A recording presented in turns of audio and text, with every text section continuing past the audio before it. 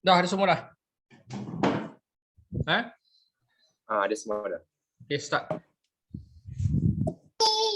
Okay, Assalamualaikum and very good evening to Dato Dr Fadzil and my fellow friend. So I am Aisyah. Today I'm going Semua kat mana ni? Rumah? Doktor. Bila balik tak tahu lagi? Belum. Okey lah. Continue ha. Okay, so next.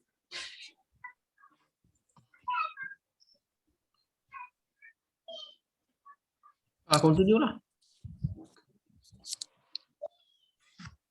So this is my outline of presentation. First, we go to definition, mechanism of diarrhea, approach to chronic diarrhea, and investigation, and next management. Next. Okay, so for the definition, siapa punya tau? Anak saya. Sorry tu. Okay, so according to National Textbook of Pediatrics 21st edition, diarrhea defined as stool volume more than 10 grams per kg per day in infant and toddler. However, for other children, more than 200 grams per day that lasts for 4 weeks or more. And for according to Pediatric Protocol 4th edition, chronic or persistent diarrhea defined as episode of diarrhea that begins acutely and lasts for 14 days or more. Okay, next. So the mechanism of diarrhea we have 4 mechanisms of osmotic diarrhea, secretory diarrhea, inflammatory diarrhea, and also motility disturbance. So let's go. Okay. First, osmotic diarrhea, and also known as diet-induced diarrhea. This occurs due to the presence of non-absorbable nutrient in the intestinal lumen. So it will cause water retention as nutrients are not absorbed, will pull the water into the intestinal lumen. And this occurs when patient ingests of substance that poorly absorbed, and also when there is malabsorption.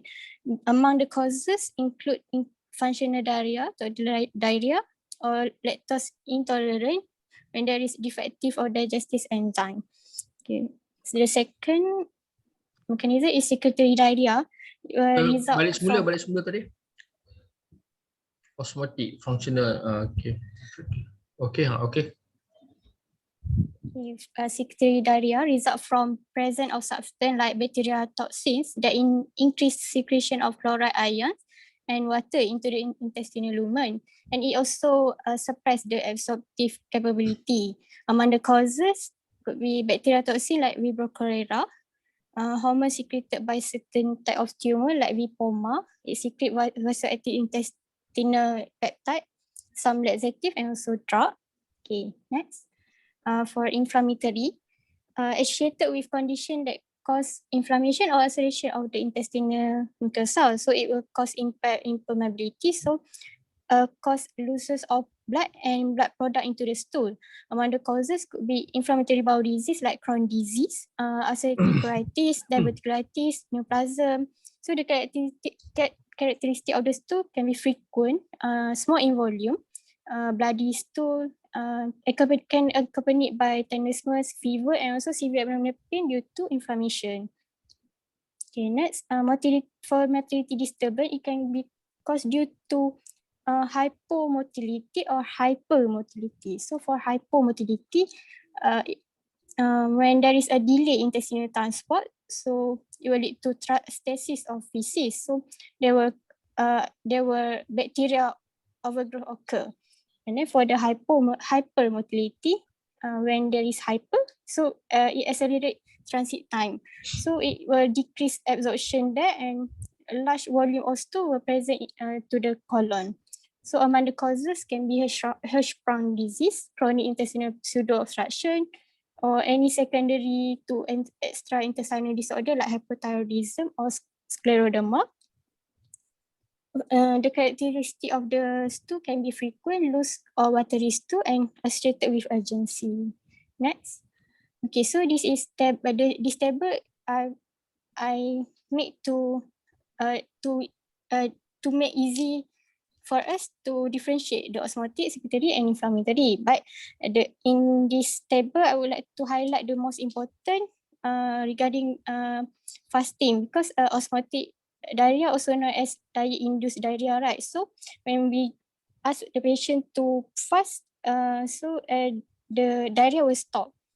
However, for secretory, even the patient fast, the diarrhea will persist. Okay, next. So we go to how to approach to chronic diarrhea. So first and foremost, history taking next. Yes, we need to know the onset. So if there is neonatal onset, we know there is a congenital diarrhea. If infectious, the onset is abrupt, and if gradually, is a functional diarrhea. If the onset is after introducing gluten-containing food, maybe it's a celiac disease. For diarrhea with temporary relationship to eating a specific food like lactose intolerance, and we need to ask the stool characteristic. If patient presented with bloody diarrhea, we need to think of dietary protein intolerance, inflammatory bowel disease, and for white color stool or light color stool, maybe due to celiac disease, the absence of bowel. And then next, for the associated symptom, for infectious causes, a patient can present with fever. For abdominal pain, we need to rule out any obstruction, any irritable bowel syndrome or inflammatory bowel disease. For acid reflux, due to carbohydrate malabsorption, leakage of stool due to fecal incontinence, failure to thrive or weight loss due to malabsorption, anorexia nervosa, pancreatic exocrine insufficiency, and any need to ask systemic illness symptom like symptom of hypothyroidism or scleroderma. For the past medical history, we need to know the what underlying problem that our patient have, like celiac disease, IBD, hyperthyroidism, immunoglobulin deficiency, cystic fibrosis, HIV, and this is chronic condition, right? So maybe patient already had go to seek treatment. So what is a previous is there any previous therapeutic intervention done? So what is the side effect from the drug, any radiation enteritis, any pseudomembranous colitis? And then, okay, next. For nutritional history, we need to know whether the patient is breastfeed or formula feed. For breastfeeding, if the baby or infant have exclusive breastfeeding, can be a protective against enteric infection. And for formula feeding, we need to know the bottle hygiene, how the preparation was done, and ask parents regarding the clues for allergy or any specific food intolerance. Any patient taking any sugar-free food, excessive juice, or any lactose or sucrose or starch-containing food, and then any exposure to potentially impure water sources. And for the family history, we need to ask any heritable disease like IBD, celiac disease, or any consanguinity. So for the social history, it's important to know the housing condition, the hygiene, water supply, and also sewage disposal. Next, we move on to the physical examination. So chronic diarrhea is more related to growth and development of the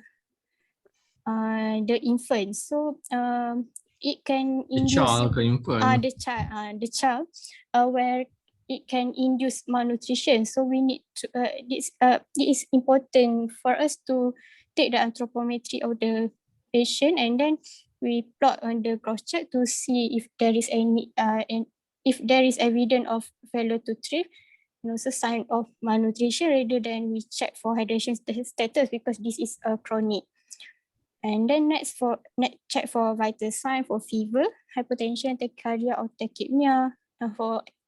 And then for any extraintestinal sign for IBD like erythema nodosum, pyoderma gangrenosum. And then we move on to abdomen. And we look for any abdominal distension that might suggest malabsorption syndrome or small bowel bacteria overgrowth, or any abdominal tenderness due to inflammatory state, or fecal mass due to constipation, bowel mass for IBD, and check for perianal for any skin tag, anal fissure, and done per rectal examination to look for any blood and mucus in the stool for IBD or neoplasm. Okay, next. This is a clinical sign that we can look in the physical examination. Next. Baca lah semua. Clinical sign baca ha. Baca. Okay, Baca. for face, we can look for moon face in kwashiorkor, simian face in marasmus.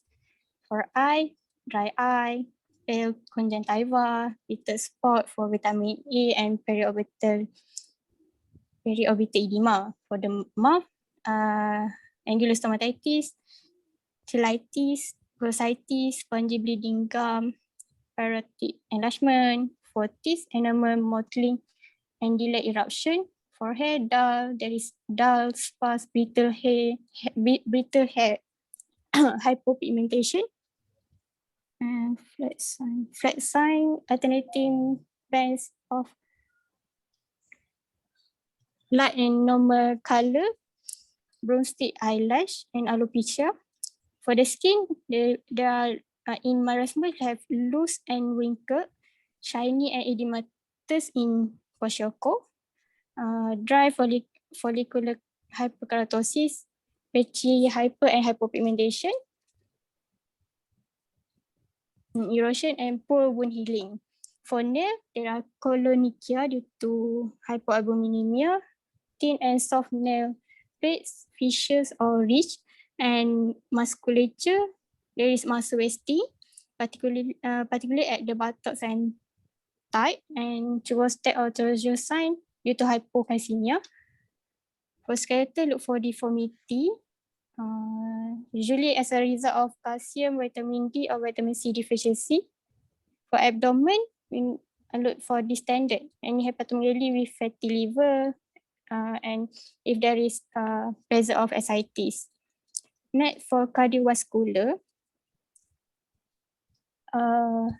look for any bradycardia, hypotension, reduced cardiac output, and also small vessel vasculopathy. And then next, for neurologic, chronic disease affect the development. So we need to check whether there is a global developmental delay, loss of knee and ankle reflex, impaired memory. For hematology, check for pallor, petechiae, bleeding diastasis. And lastly, behavior, check for lethargy, apathetic, and irritable on handling. Yeah, next. Okay, this just how to check hydration status. Okay, next. For investigation, for flow blood count. Macam ni you buat apa assessment of hydration status tu. Okay, so we check for any sunken fontanel, reduced level conscious, and any dry mucus. The eyes, you can see sunken eye and tearless, even though the baby is irritable. And then reduced capillary fill time, tachypnea, tachycardia, and hypotension, and peripheral vasoconstriction, and reduced tissue tegar. Kita picit tu dia kurang elastic, and then sudden weight loss, and also the important is oliguria. Okay.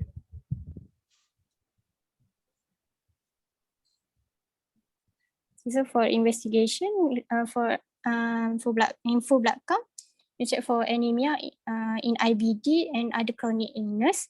Leukocytosis suggests infection, and if there is thrombocytosis to suggest IBD. For liver function test, IBD also have hypoalbuminemia, and for ESR, it will raise in chronic inflammation. And also to look for urea and electrolyte to assess dehydration status. And for stool, we need to know the stool pH, electrolyte and osmolarity for us to determine the osmotic gap so that we can determine osmotic gap. So we know whether the diarrhea is due to osmotic or secretory. So the formula is the estimated stool osmolarity equal to 2 in bracket stool sodium plus stool potassium, and stool osmotic gap equal to 290 and minus estimated stool osmolarity. So if the stool osmotic gap more than 100 and pH less than 6 is due to osmotic, and if the stool osmotic gap less than 50 and pH 6 or more, it is due to secretory diarrhea. Okay, next for bukan bawah tu, okay. Slide sebelah, tak apa lagi. Okay, stool culture for bacteria and microscopic for parasitic ova and cyst to rule out any infectious causes. Okay, next. For this is a non-invasive test for intestinal digestive function and inflammation. You can do fecal reducing glucose for glucose, lactose, and fructose. If present, it suggests carbohydrate malabsorption. For fecal or cut blood, to rule out IBD, inflammatory bowel disease, and fecal calprotectin and lactoferrin, it will increase in intestinal inflammation. So this is useful to distinguish whether the diarrhea is caused by inflammatory or non-inflammatory. And next, we can do contrast study to know if there is any congenital malformation or sign of motility disorder. For CT scan and CT scan of abdomen MRI, whether if there is any disease of small bowel, colon, or other internal organs. And then next for colonoscopy, in IBD, we need to localize the area involved and to get biopsy for diagnosis. And then we can do barium follow through to visualize the small bowel involvement. The last part for management of chronic diarrhea. We have 3 principles. First is initial resuscitation. Second, nutritional assessment and rehabilitation. Next is pharmacotherapy. So first is for initial resuscitation, we need to correct first the fluid, any electrolyte abnormality, hypoglycemia, and also we need to prevent hypothermia. Then very important to identify and treat the underlying cause. If the culprit is bacteria, so we give antibiotic. If the culprit is parasite, we give antiparasitic. Usually we need to refer to specialists. And the second principle is nutritional assessment and rehabilitation. We need to identify potentially harmful nutrients and try to avoid the food that causes it. Like for example, in lactose intolerance, ask the patient to prepare a diet that to prepare lactose-free diet, and if it persists, need to do bowel rest and introduce parenteral nutrition and gradually introduce the feeding. Next, for functional diarrhea, the rule of 4F, reduce fructose and fluid, but increase fat and fiber. And then for if fail orally, we can consider enteral via nasogastric tube or gastrostomic tube, or parenteral nutrition. And then we can consider to give the patient micronutrient and vitamin supplementation like iron, vitamin A, thiamine, and also phosphate. Lastly, for pharmacotherapy, if only indicated, we can give antimicrobial. For autoimmune enteropathy and inflammatory bowel disease, we can give immune suppression agent, anti-secretory agent, and absorbent, for example, Smecta. Okay, that's all for me.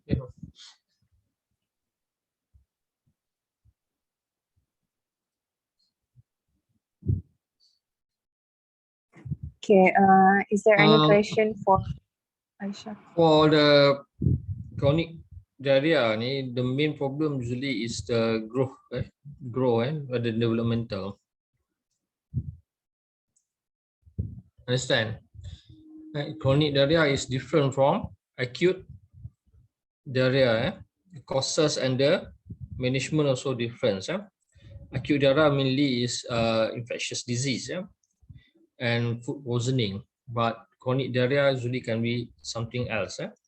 Not only the, even osmotic and secretory also does not related to the infection so much.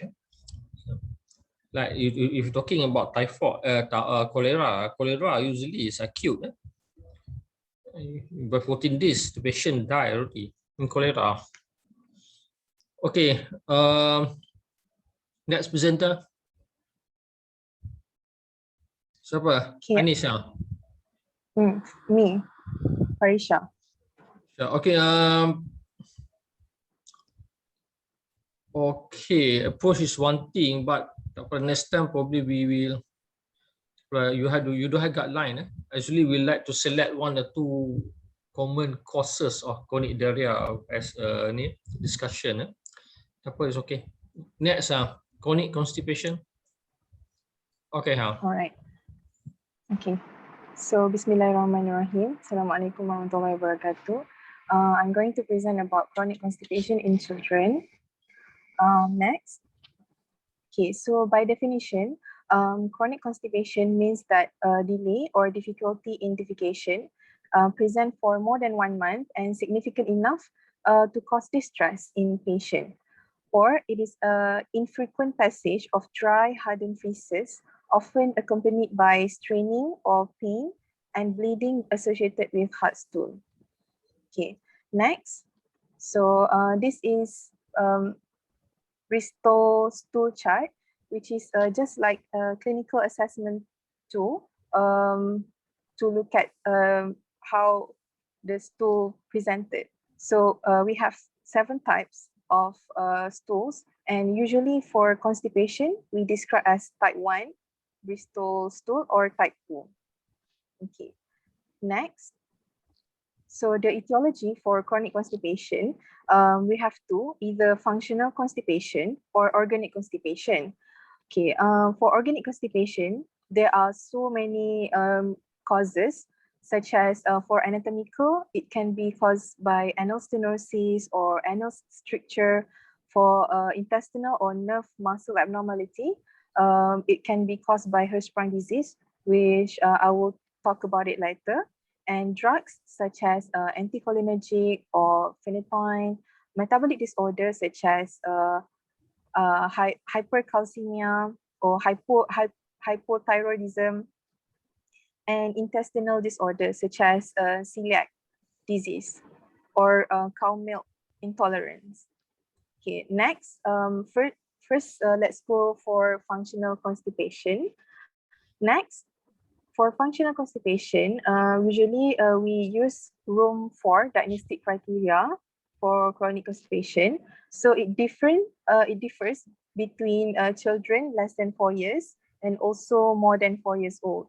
So if the infant or the toddler is less than 4 years old, 1 month of 2 of the following, which is number 1, 2 or less defecation weekly, history of excessive stool retention, history of hard, painful bowel movement, history of large diameter of stool, presence of large fecal mass in rectum, one or more episode of incontinence after toilet train, and history of large diameter stool that may clog toilet.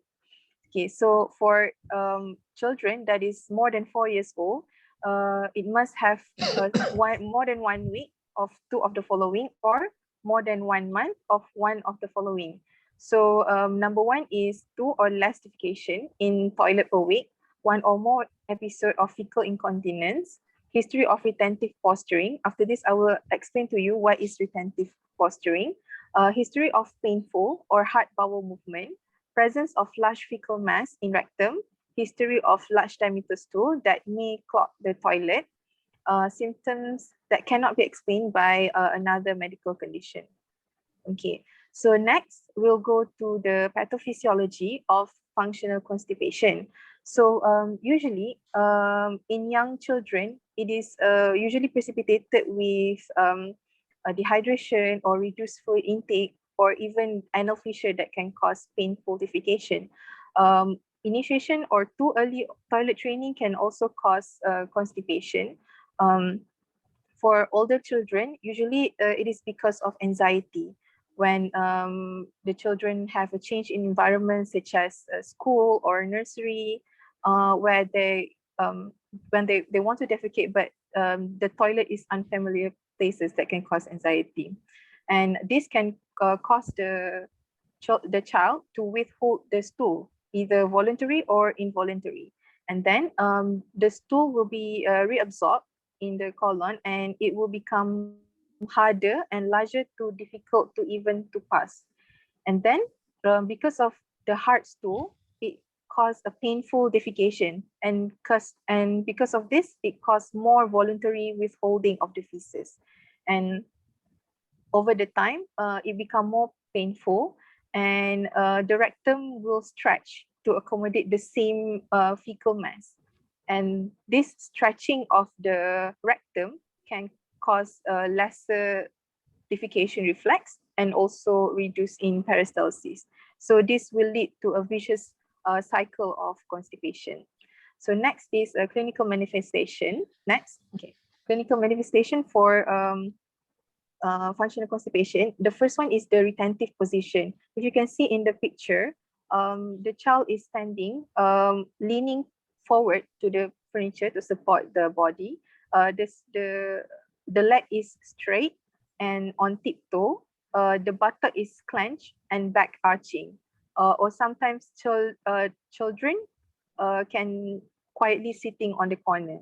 So this is because they want to withhold the feces. They want to wait until the urge of defecation to pass or to disappear. So usually parents mistaken this as straining, but actually the child is withholding the urge to defecate. Okay, next is a history of blood in stool with passage of large bowel movement, or encopresis. So what is encopresis? It's actually when there is a long-standing constipation, just like I described earlier. In the end, the rectum will become more distended, right? So because of that distended rectum, it will inhibit internal sphincter. So this will cause overflow, which is overflow incontinence. So this is what we call as involuntary soiling. And this is usually mistaken as diarrhea, but it is not diarrhea. So usually it is for encopresis, it must be voluntary or involuntary passage of feces into inappropriate places at least once a month for 3 consecutive months, or once a developmental age of 4 years have been reached. All right, next will be the treatment for functional constipation. The first one is to patient and caregiver education. So we have to educate about how the problem can rise, because soiling or involuntary soiling is an embarrassing act. So we have to educate the parents that this is because of the overflow incontinence. And we have to educate the parents too for the parents do not respond the soiling as an humiliation to the child, because the child can become ashamed and anxious, and thus can cause the child to withhold the stool even more. Okay, next treatment would be disinfection, which is evacuated the overload rectum. Usually we done this with laxative, either stimulant or osmotic laxative. Osmotic laxative such as lactulose, or if the stool is too hard or too severe, we can use enema or manual evacuation under anesthetic. Other than that is stool softener and also regular toilet training. So what we do is that we ask the parents to encourage their child to sit on the toilet after eating, because we want to utilize the physiological gastrocolic reflex. And then balanced diet, which is adequate fiber intake and fluid intake, and also behavioral intervention, where we use the concept of reward and encouragement of the children by using the STAR chart. Okay, so next, let's move on to the organic constipation. I will just focus on Hirschsprung disease. Okay, next. So Hirschsprung disease is a developmental disorder of the enteric nervous system. It is characterized by the congenital absence of ganglion cell in the submucosal and mesenteric plexus. So it is actually the most common cause of intestinal obstruction in neonates. And usually it is associated with trisomy 21, microcephaly, and also mental retardation. So next, before we go to the pathophysiology, so let's recap of the anatomy of the gut, which is mucosa, submucosa, and also smooth muscle. So we have two type of plexus, which is submucosal plexus and also mesenteric plexus. Submucosal plexus embedded in the submucosa, and mesenteric plexus embedded in the smooth muscle, which consists of circular and longitudinal muscle. So what is the function of this plexus? Is actually submucosal plexus helps to control the blood flow and absorption of the nutrient, and also secretion of the enzyme. And for the mesenteric plexus, it causes the smooth muscle relaxation. So it causes the gut to be relaxed so that the stool can be passed. Okay, so next. So during fetal development, our nerve fibers usually arises from neural crest cell and will be differentiated into neuroblasts and lastly nerve fibers. Next. So the development is actually a craniocaudal from the mouth to the anus, and it will reach the rectum by the end of the week 12. Next, in Hirschsprung disease, there will be a arrest in the neuroblast migration, where there will be disrupted in the migration, and because of this, it will cause an absence of the neural innervation distally. So it usually cause a distal colon loss of innervation. Next, so we can imagine if there is no neuron, there will be no peristalsis because the muscle cannot be contracted. So this inadequate relaxation of bowel wall can cause bowel wall hypertonicity and also leads to intestinal obstruction. And usually the site of this usually occur in 75% in rectosigmoid, and 10% involve the entire colon.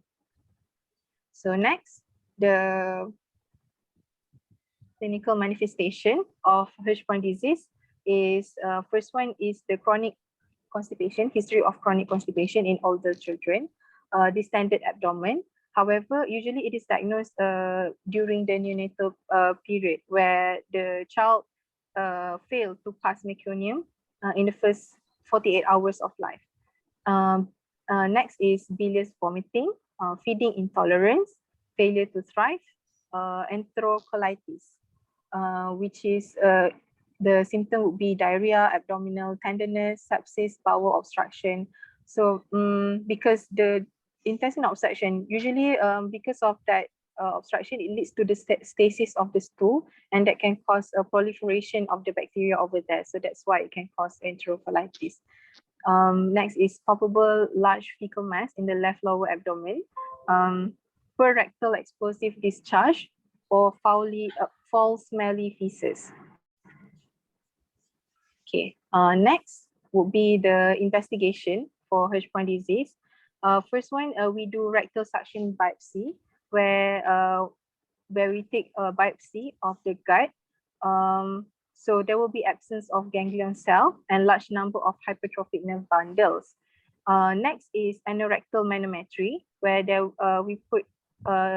we measure we see the internal and the sphincter fails to relax in response to the rectal distension. And next will be barium enema. Okay, next slide. Barium enema. Usually when we do this, so as you can see, there is a descending colon, sigmoid colon, and then the rectum, right? So the yellow arrow is actually the transition zone, where the lower part is aganglionic bowel, and the normal colon will be above it. So the normal colon is actually distended with the feces. Sebelum tu, Next, before that, go back. Go back. Ami, okay. Okay. For tu,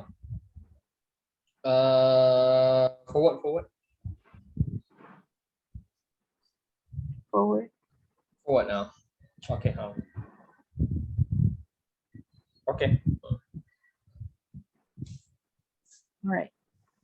So for the management of Hirschsprung disease, the definitive would be surgery, where we remove the colon affected. Usually, initially, the surgeon will place initial colostomy as a temporary stoma, and then it will delay. The surgeon will delay and reattach when the child is much more older. And then it will be followed by the anastomosis of the healthy proximal part to the anus or to the rectum. Okay, next.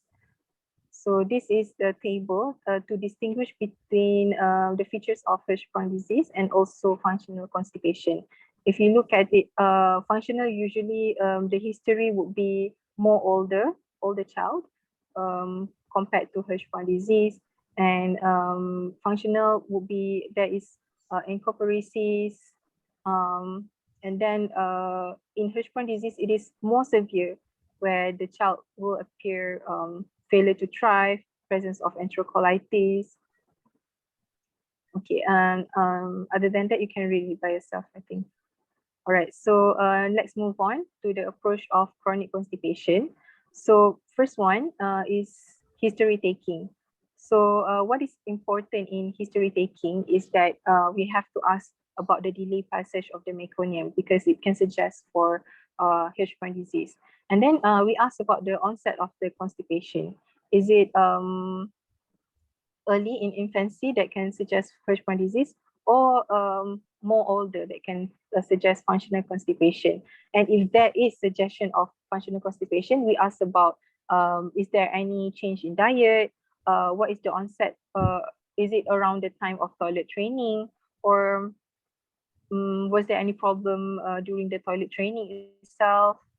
Okay, next is we ask about the stool quality and also the appearance. Next. Okay, so for the stool quality, we ask if the defecation is painful. It can suggest functional constipation.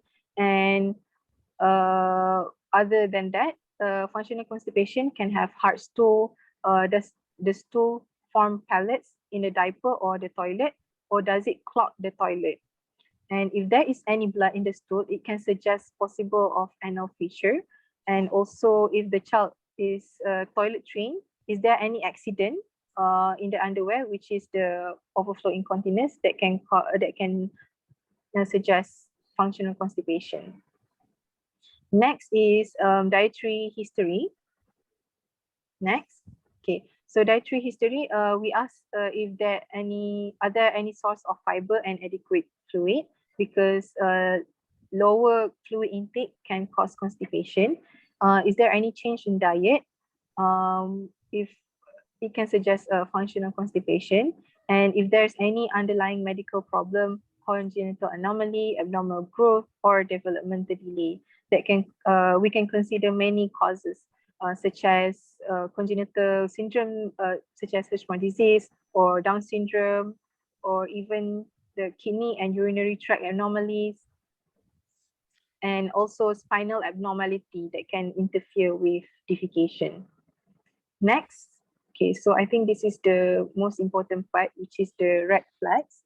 So the red flag symptoms or signs in child with constipation. The first one is the failure to pass meconium within 24 hours of life, which is Hirschsprung disease. Faltering growth can suggest hypothyroidism, celiac disease, or other causes. Gross abdominal distension can suggest Hirschsprung. Abnormal lower limb neurology can suggest lumbar sacral pathology. And if there's any sacral dimple above natal cleft or spinivus, hairy patch, central clit, it can suggest spina bifida occulta. And by physical examination too, we can look at any abnormal appearance or position of the patient, patency of the anus that can suggest any abnormality on the anorectal anatomy itself. And if there is any perianal bruising or multiple fissures, it can suggest sexual abuse that can cause chronic constipation too. Perianal fistula or abscess can suggest any Crohn's disease, perianal Crohn's disease. Okay, next is the physical examination. Okay, for Hirschsprung disease or any okay, so the physical examination is usually the child is thin built because it failed to thrive, failure to thrive. There is a sign of nutritional deficiency, dysmorphism, fever or dehydrated due to the enterocolitis, retentive posture, just like what I discussed earlier, and also lower limb abnormalities. So we look at hypotonia and also atrophy that can suggest hypothyroidism or any spine pathology. Okay, next is other finding, which is abdominal distension, palpable. Next. Okay, so other finding would be abdominal distension, palpable stool mass, mass in suprapubic area, cutaneous changes, soiled underwear, absent anal wing. So absent anal wing or cremasteric reflex can suggest of neurologic dysfunction. Next will be anal fissure or scarring or anteriorly displaced anus or perianal fistula. Okay, next on digital rectal examination, for the anal sphincter tone, increased tone can suggest Hirschsprung disease because as we know, there is a lost aganglionic bowel that can cause increase in losses of relaxation that can cause increase in tone, and also lower tone suggests neurogenic constipation. And then we look at the size of the rectal. If it's large, it is consistent with chronic functional constipation. If there is impacted stool, usually we look at the consistency of the stool. If it's soft, it can suggest possibility of anorectal dysfunction, including Hirschsprung disease. But if it's large, it can suggest functional constipation because of the stool withholding. And then explosive is expulsion of stool after examination. Scrot sign is usually when the examiner insert the finger in the buttocks and release it, and there will be an explosive expulsion of stool. Okay, so this can suggest Hirschsprung disease. Okay, next is investigation, which includes blood, imaging, and biopsy. For blood, first is thyroid function test to look for any hypothyroidism, renal profile to look for electrolyte imbalance, especially in dehydrated child, and also CRP if there is any enterocolitis. For imaging, we do abdominal radiograph, barium enema, and also spine radiograph. And biopsy, usually rectal suction biopsy only done in Hirschsprung disease. So that's all.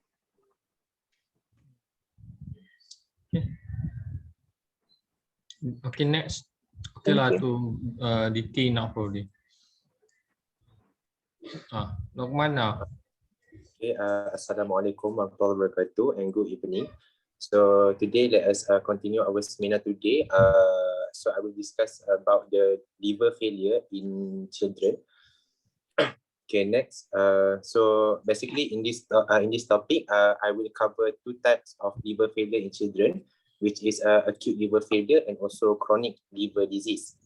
So before we start, so let us recap a bit about the functions of the liver. So basically, this is the amount function of the liver is to filter blood of waste, production of clotting factor, synthesis of protein, albumin and cholesterol, remove ammonia from the body, synthesis and secrete bile, excrete bilirubin, and also breakdown of glycogen into glucose.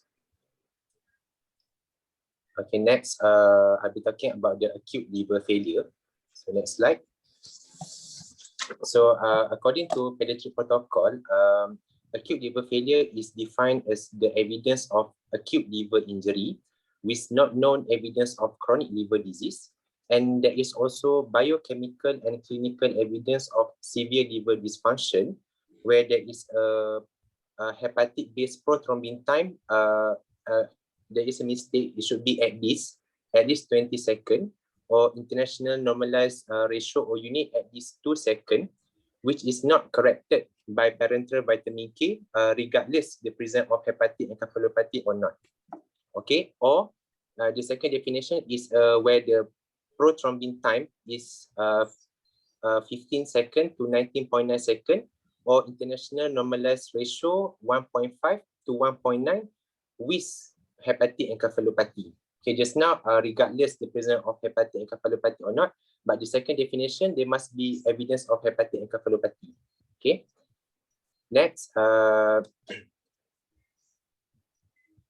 okay, the other definition is development of massive hepatic necrosis with subsequent loss of liver function, with or without hepatic encephalopathy, and severe liver disease with onset of hepatic encephalopathy within 8 weeks after initial symptom in the absence of chronic liver disease.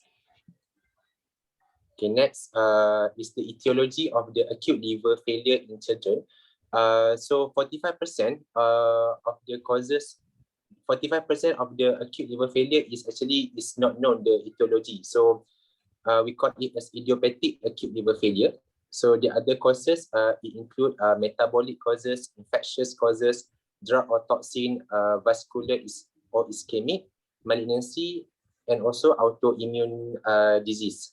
So next slide is actually a listing about the causes of the acute liver failure. So this is the etiology for every causes. Okay, as you can see. Okay, next slide. So the Balik semula. move to Balik semula. You cakap lah etiology can be metabolic, infectious disease, okay. drug, vascular, malignancy. Dia kan macam tu saja dia. Okay, continue lah. Okay. So this is the clinical feature of acute liver failure. So the first one is jaundice with impalpable liver or reduced liver size. The next one is encephalopathy, when there is a broad spectrum of changes in the neuropsychiatric symptom. There is starting from the subtle changes such as personality changes, intellectual deterioration, or to the severe one, which is coma. Other than that is a bleeding tendency such as epistaxis and epistaxis bruising, and also PTK. The next one is a hypoglycemia because as we know that one of the function of the liver is to convert the glycogen into the glucose. So when there is a liver failure, the conversion is also cannot be converted into glucose. So that's why the patient also can have hypoglycemia. And the next one is increase in the intracranial pressure. So basically, in the late stage of the hepatic encephalopathy, there is changes in the brain when there is a presence of the cerebral edema. So that's why the patient also can have increase in the intracranial pressure, such as papilloedema and also the Cushing reflex, hypertension, hypertension, and also hypertension. Okay, and also the changes in the Cushing reflex. Okay, next. Cushing reflex. Cushing reflex. First one is hypertension. Hypertension, lepas tu? Next one is bradycardia and also apnea. Bradypnea. Okay, continue. Okay.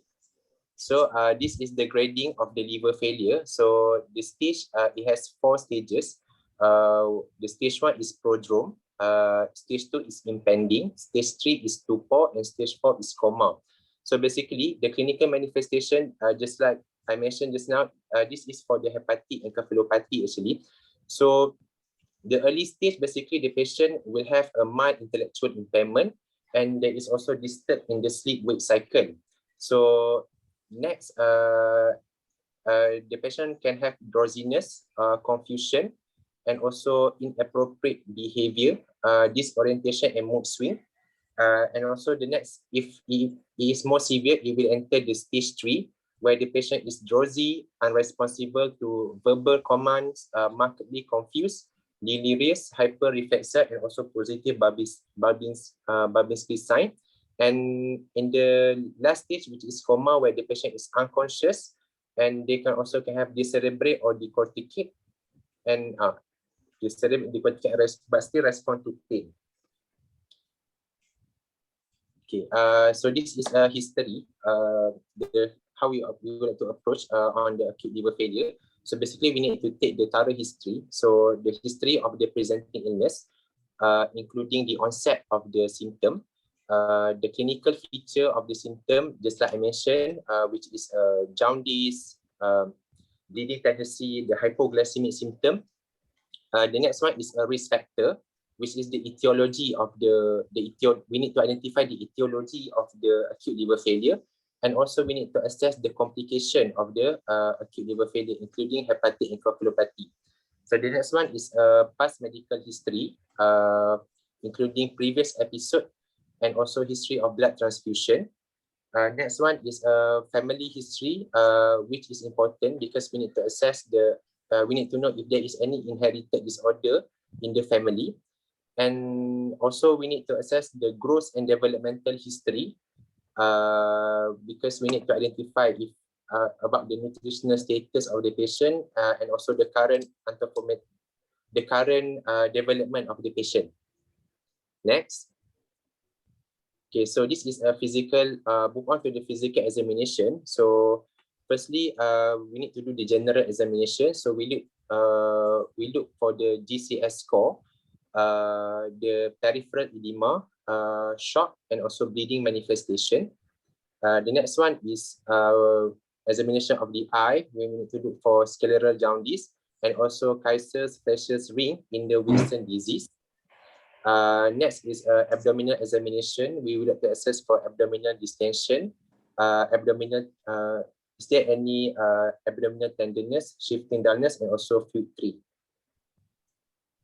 So move on to the investigation in acute liver failure. So basically, I divided into 2 parts, which is the general investigation and also the specific investigation to know the etiology. So for general investigation, firstly is a full blood count. So basically in full blood count, we need to look if there is evidence of the infection. So the white blood cell will increase, and also the evidence of thrombocytopenia, because in acute liver failure, the patient tend to have thrombocytopenia because of the many mechanisms, including sequestration of platelet into the spleen. The next one is a coagulation profile. Next one is a liver function test, because we need to look for evidence of transaminitis and also hyperbilirubinemia. The third one is a coagulation profile, including PT and APTT, prolonged PT.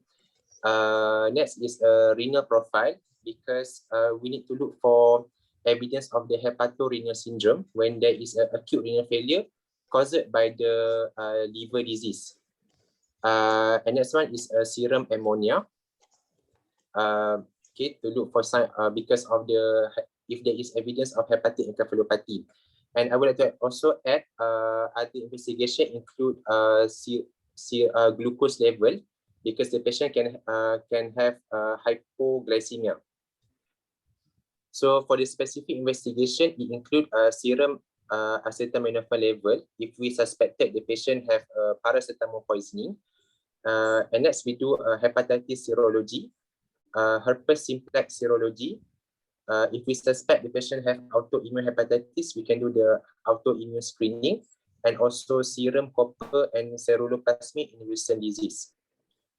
So this is for the blood investigation. For imaging, we can do the hepatobiliary ultrasound and also EEG if there is evidence of the hepatic encephalopathy.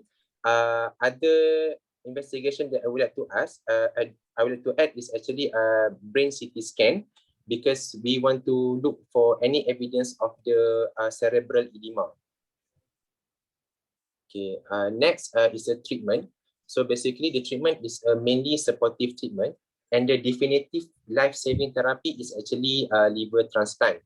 So the general management includes euvolemia by infusion of normal saline or blood product, and next we correct the hypoglycemia, okay, or electrolyte imbalance, correct coagulopathy with vitamin K and fresh frozen plasma, and we also KIV intubation if developed hepatic encephalopathy or cerebral edema, and we need to avoid sedative, and also we need to prevent constipation by giving lactulose. So for the specific management, if the patient having a paracetamol poisoning, we prescribe with acetylcysteine, corticosteroid for autoimmune hepatitis, acyclovir for herpes simplex, and penicillamine for Wilson disease. So this is the criteria where. Okay. So next, move to the next part, which is a chronic liver disease. So by definition, chronic liver disease in childhood is characterized by development of cirrhosis and its complication, and by progressive hepatic failure. Okay, so this is etiology. So basically the causative condition can be either congenital or acquired. So the major congenital disorder related with chronic liver disease include biliary atresia, tyrosinemia, untreated galactosemia, and also alpha-1 antitrypsin deficiency.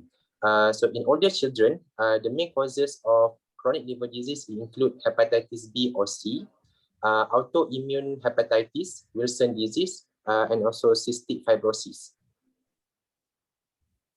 Okay. Next is a clinical feature of a chronic liver disease. From general examination, the clinical feature include jaundice and ecchymosis, which is a bleeding tendency. Next, finger clubbing, hysteresis, which is a flapping tremor, palmar erythema, sorry for the spelling typing error, spider nevi, gynecomastia, caput medusa, and also hepatomegaly and ascites. So the next slide, I provide the picture. Okay. So this is the clinical feature that I mentioned just now. Okay. The next slide is the investigation. So basically, the investigation in the chronic liver disease, the aim of the investigation is to diagnose of the underlying illness and to monitor the status of the patient. So in order to diagnose the underlying illness, so we can, for example, in viral hepatitis, we can do a serology test, hepatitis serology test. And also for metabolic testing, for example, serum alpha-1 antitrypsin level, serum ceruloplasmin and sweet chloride, cystic fibrosis gene test if cystic fibrosis is suspected, in autoimmune hepatitis, where we can check the anti-nuclear antibody, anti-smooth muscle antibody, anti-neutrophil cytoplasmic antibody, and also total serum IgG. And also we need to do the anatomic evaluation, where we can do ultrasound of liver, pancreas, and biliary tree, and consider magnetic resonance cholangiography or ERCP if evidence of biliary process, and also liver biopsy as required for diagnosis or prognosis.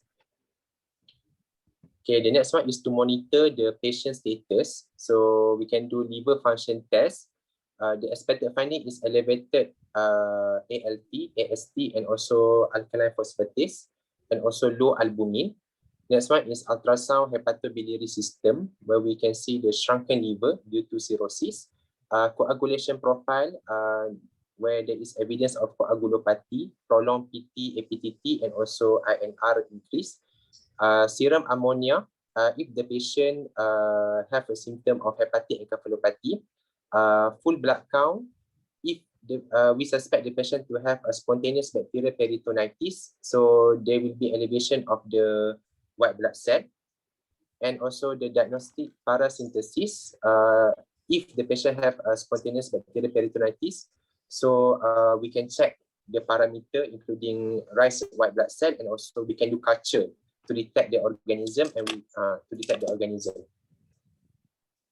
Okay, so this is the management of the chronic liver disease. So basically, the management of chronic liver disease is complex and require multidisciplinary approach, and it is problem-based approach. So it includes gastrointestinal bleeding. So if the patient having a gastrointestinal bleeding such as variceal bleeding, so we can give somatostatin analog, beta blocker, propranolol to reduce the portal pressure. And if required, we can do a surgical approach such as band ligation. And if the patient presented with ascites, we can the treatment include restrict fluid and sodium intake, and we need to monitor input-output check and monitor sign of peritonitis. Okay, next slide is we also need to consider the nutritional status for the patient. So we can provide supplemental feeding and provide vitamin supplement. And so if the patient presented with hepatic encephalopathy, so we need to prescribe lactulose and also KIV for intubation if patient is coma. Okay, so I think that's all from me. This is my references. Is there any question? Okay. Topik yang paling boring sekali. Okeylah ha. Okay, bismillahirrahmanirrahim. Assalamualaikum warahmatullahi wabarakatuh. I am Amir. Ini topik yang paling boring sekali tau. Functional abdomen ni. Cuba. Okay. I want to keep on not next year. Tak masuk next exam pun. Okay. So because Tak tahu I don't know you the boring topic, I will go macam ni. Apa tu functional abdomen ni how much you learn. It's really not to your level. Tapi next year I nak next session next ni I will review banyak topik.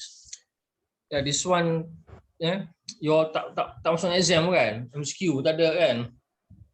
Dan I pun boring topik ni. Okay ha.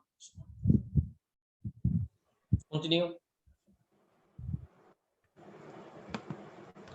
Continue. Okay, so this is the outline for my presentation. First, I will start with the overview of chronic abdominal pain. So, chronic abdominal pain means intermittent or constant pain which lasts for at least 2 months and above, 2 months or more. So, there are two types of chronic pain based on the cause of the pain. First is organic pain, second is non-organic pain. Organic pain is pain that is disease-based, or pain that we know the specific cause, the specific disease that causing the pain. And the second type is the non-organic pain, which also called as functional pain. Functional pain is pain that have no evidence of organic cause or there is no abnormalities. So pain without any cause, so we call it functional pain.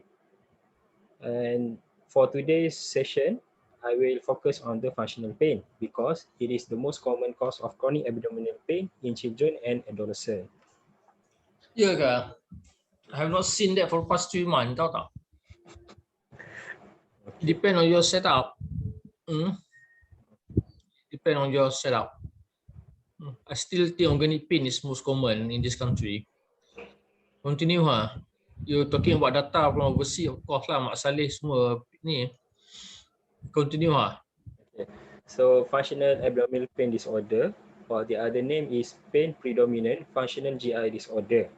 It is diagnosed in children who have chronic abdominal pain, which lasts 2 months or more, with no alarm findings, which I will explain after this, and with normal physical examination and stool sample negative for occult blood. Basically, functional abdominal pain is diagnosed in patients that only have pain without any abnormal findings or no any alarm findings. So there are 4 types of functional abdominal pain, which includes functional dyspepsia, irritable bowel syndrome, abdominal migraine, and functional abdominal pain not otherwise specified. And also you need to bear in mind that functional abdominal pain disorder is a diagnosis of exclusion. So these are the example of the alarm findings. We should seek for these alarm findings during history taking and also during physical examination. When you find these alarm findings, the most possible cause of the pain is less likely to be functional abdominal pain, and it is most likely caused by organic disease. Okay, next. So now we will look into the classification of the functional abdominal pain disorder. Like I mentioned just now, there are 4 types of functional abdominal pain based on the ROM4 diagnostic criteria. So the ROM4 diagnostic criteria, they divided functional abdominal pain into 4 based on the pattern of the symptom. And you need to bear in mind, in order to diagnose all these 4 conditions, it must fulfill the universal criterion, which says that after appropriate evaluation, symptoms cannot be fully explained by another medical condition. Okay, now let's look into each type. First is functional dyspepsia. So, in order to diagnose, first patient should have the symptom at least 2 months or more, and in 1 month, the patient should have 4 days. In 1 month, should have 4 days of one or more of the following symptom. First one is postprandial fullness. Second one is early satiation. Third one is epigastric pain or burning not associated with defecation. And then the fourth one is it says that the symptoms cannot be fully explained by another medical condition. Basically, functional dyspepsia is related to the eating and the upper epigastric pain. Second is irritable bowel syndrome. In irritable bowel syndrome, it also the same. The symptom abdominal pain should at least 4 days in a month with one or more of the following symptoms.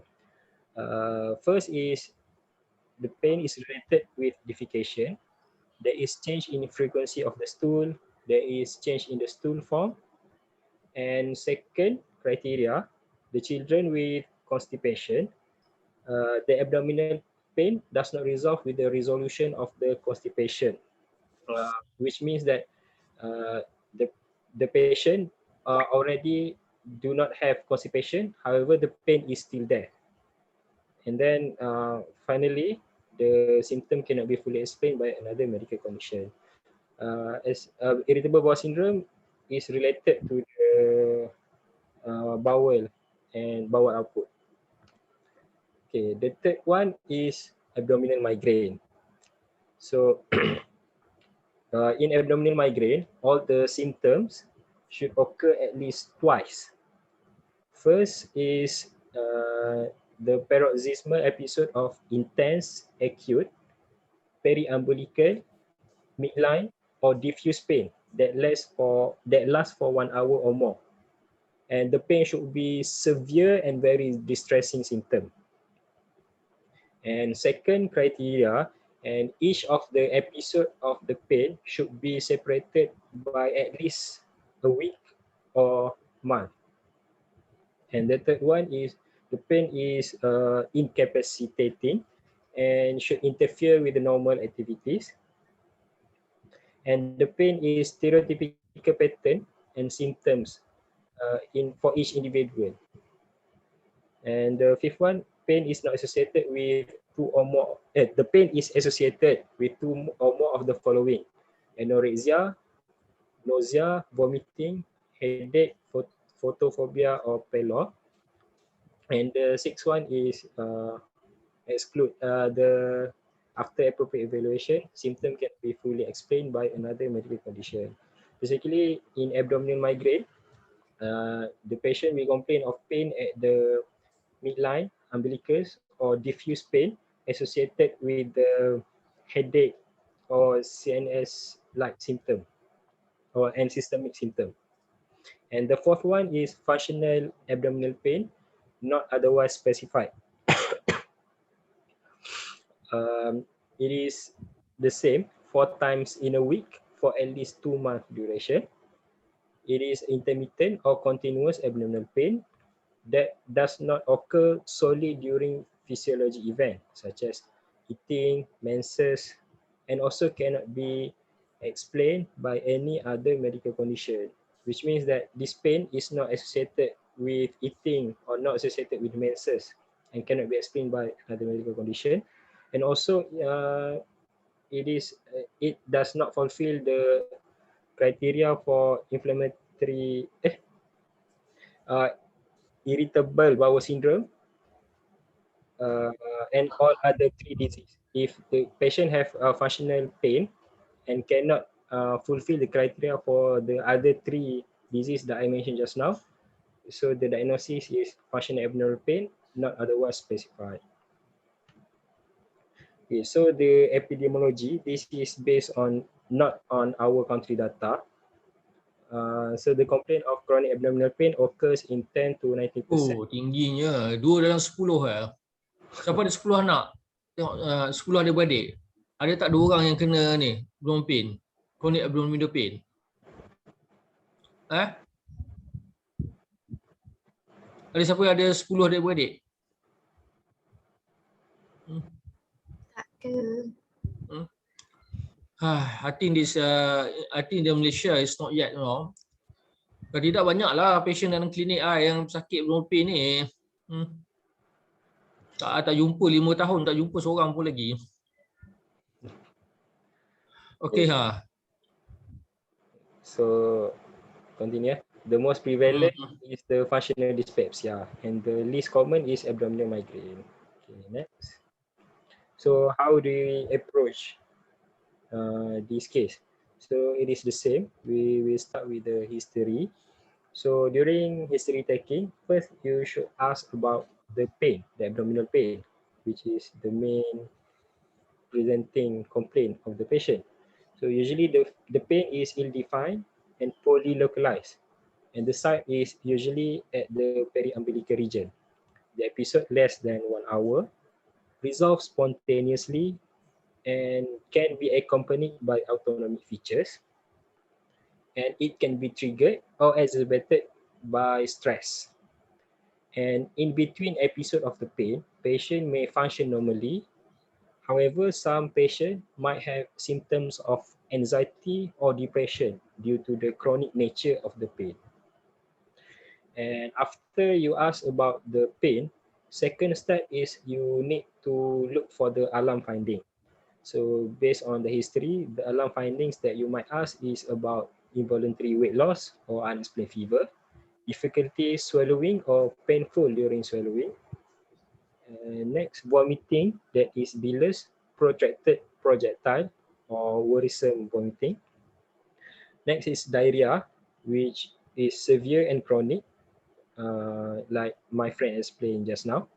And the next is urinary symptoms, back pain, family history of inflammatory bowel disease, celiac disease or peptic ulcer disease, and any skin changes. And the third one is you should also ask about family history of GI complaint, because usually patients that have functional abdominal pain have a family member who experience the same problem. Okay. Next, for physical examination. So as I explained just now, if the patient have functional abdominal pain, the physical examination will be normal. However, the system that you need to focus during physical examination includes abdominal system, pelvic, rectal, and genitourinary region. And also the same, during physical examination, you need to look for alarm findings. First, poor weight gain, weight loss, or deceleration in linear growth. Second is you need to look for oral ulcer or perianal abnormalities. And also look for abdominal tenderness or costovertebral angle tenderness, and check for sign of delayed puberty. Look for hepatosplenomegaly and check for Guyat positive stool. Okay, so these are among the differential diagnosis for chronic abdominal pain. So all these six are the organic causes of of chronic abdominal pain. Uh, First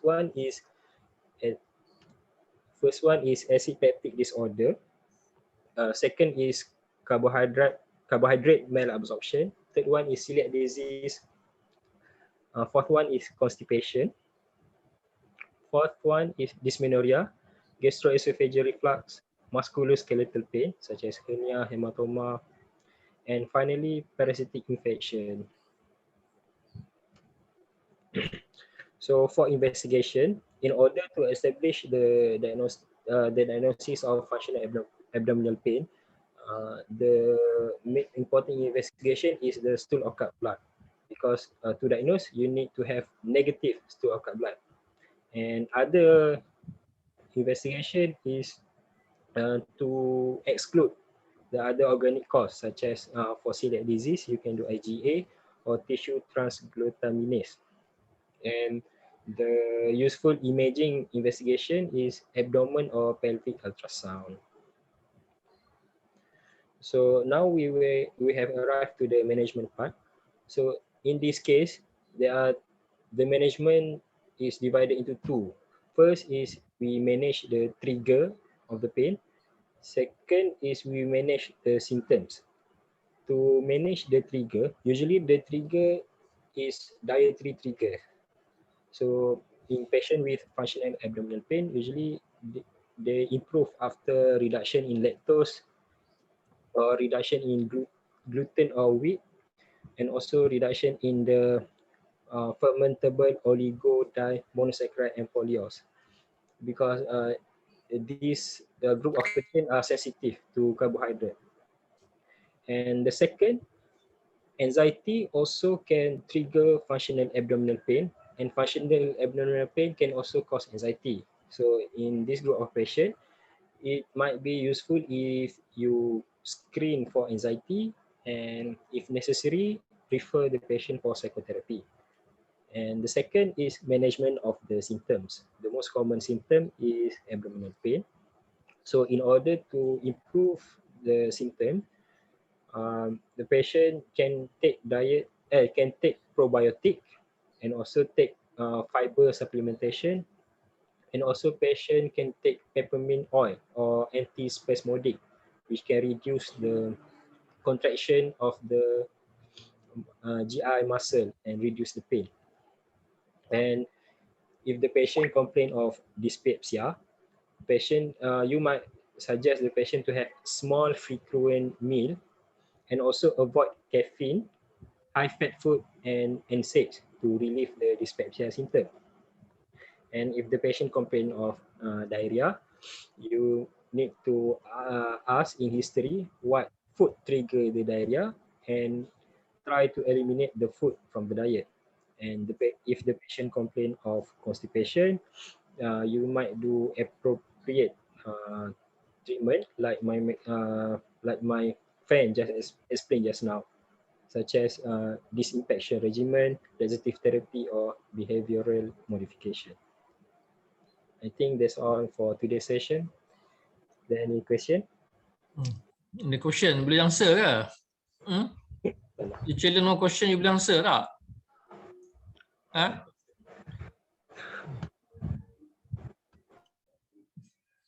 Okay lah, ada quick lah. Tapi I rasa soalan tu we don't put functional dalam PMP ke apa ke, we don't put.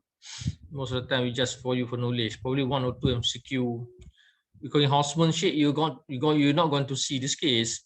You only see this case when you become a MO. Also in government MO you don't see much. But when you do a private or you go to middle class somewhere in Shah Alam and then you see a lot.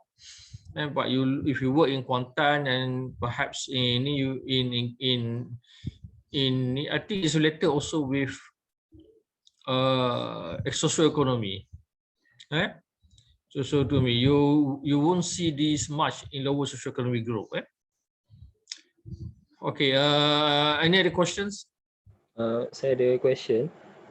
In normal clinical setting, do we usually do digital rectal examination to pediatric patient?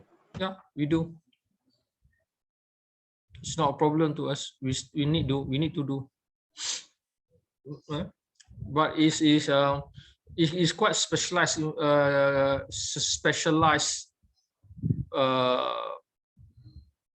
specialized technique. I mean that specialized examination, we don't allow medical officer, we don't allow a student to do it. Your houseman sometimes we don't allow to do it.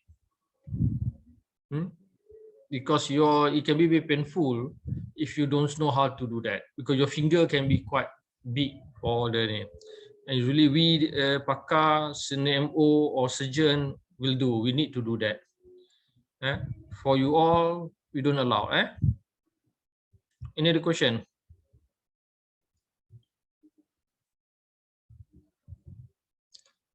Okay, that's all. Finish. Ada lagi? Tak ada dah. Ni last. Nanti hantar nama semua. Okay, your group you divide by 3 group for clinical teaching. So we're going to do, I will take one probably on with this Friday until I inform berapa. Prepare 2 cases. All online for time being. Online teaching will be not so the online teaching, tapi you have to prepare 2 cases. And then probably I'll tell you when on Friday I'm going to be free. Friday and probably on Monday. Monday cuti kan? Monday cuti tak? Cuti apa doktor? Bukan hari tuanku bukan kan? Bukan Jun kan? Sekarang Oktober kan? Agung kan? Dia betul Agung. Oktober tak? Mungkin buat Monday lah. Monday mungkin Monday 1 or Friday 1. So ada 3 group. You divide, nanti I beritahu. Kalau Friday free, I take the first group. The second group probably I take on Monday. And the third group tengoklah. Mungkin Monday tu pagi first group, Monday petang second group. Tengok dulu macam mana. Gantung kepada how busy am I clinically. Okay. Because so if you're 20 berapa? 28. 28 bagi 3 lah. 9. 7, 8. 9 ke 27. Okey lah. Boleh lah tu. Okay. Okay. Okay doktor.